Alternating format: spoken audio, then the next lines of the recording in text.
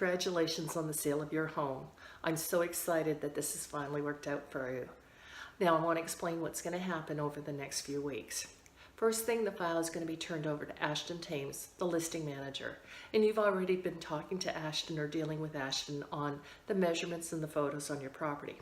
Ashton is going to turn in the file and she's going to send you and forward you copies of all of the documents that have been signed. She's going to be in touch with the buyer's agent, with the attorney, and with the inspectors. First thing that will typically happen is the inspections. They'll be scheduled through the showing time service. The inspector's going to be there about 3 to 4 hours, so during that time you should not be home. If you have pets, please remove your pets. You also have to have your attic area, crawl spaces if you have one, and an access areas open. That means they need to be able to get to your mechanicals, to your electrical panel, and do a really thorough checking. If they decide to leave a radon inspection box, that will be left for 3 days, and then the inspector will come back and pick that up after 3 days. Now what will happen once they have their report, the buyer will review the report with their buyer's agent and determine what items, if any, they want you to address. Now your options are to address the items, to agree to some and reject some, or to offer an incentive, a closing allowance or something in lieu of the repairs. So we'll get to that once we get to negotiating the due diligence and repair agreement. During the same time, the buyer is going to be going through their loan process. Now, the loan lender is going to be contacting a third party to coordinate and order an appraisal. So the lender does not deal directly with the appraiser. That appraiser will then contact us and set up an appointment again through showing time. Again, you shouldn't be home for that, but it's only approximately about an hour. They'll come by, take interior pictures, take measurements of all of the rooms and of the house. That will then, once the appraisal is done, that usually takes about 7 days after it's been completed and submitted to the third party, who then submits it to the lender, who submits it to underwriting for their review to see if they agree to it.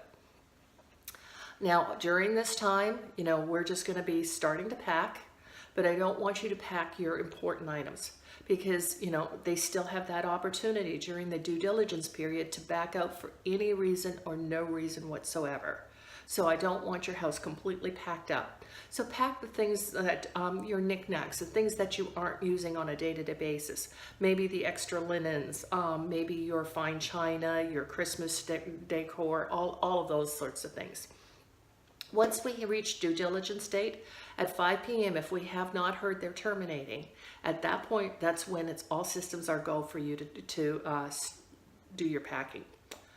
The other thing is about 3 days before closing, the attorney will send me a seller disclosure. So any repairs that we've agreed to, I'm going to need to get copies, or Ashton's going to need to get copies of those repair invoices so they can be added to the closing disclosure.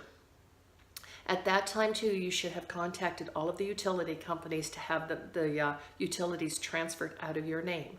Now, the buyer is going to get the names and the numbers for the utility companies to transfer it into their names. But and they usually typically do it before you do, but you need to, by 3 days before closing, make sure that that's coordinated so it's not on you. Once I receive that closing disclosure, Ashton and I will review it to make sure that all of the fees are correct, that they haven't gotten any of the buyer expenses on your portion of the statement, and then we can let you know. Now, before all of this happens, of course, the attorney is going to be requesting a seller information sheet. That's going to have your social security numbers, the bank loans, equity lines, all of that detail. They're going to need that form back as soon as possible because it takes a while to get a loan payoff. We do not recommend that you put the social security number on your form. Call the attorney's office with that information instead, because email is not a secure method to send that information.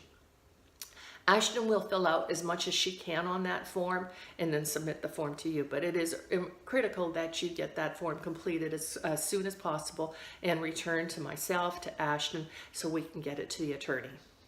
Now, I'm so excited for you. and I will continue to be in touch throughout the closing process. But I just wanted to explain what's going to happen, and I look forward to working with you on a very successful sale. And in the meantime, if you know of anybody that's looking to buy, sell, or invest in real estate, please give me their contact information. I'd love to reach out to them and see if I can help them the way I've helped you. Thanks so much, and I'm enjoying working with you and look forward to a successful closing. Bye-bye for now.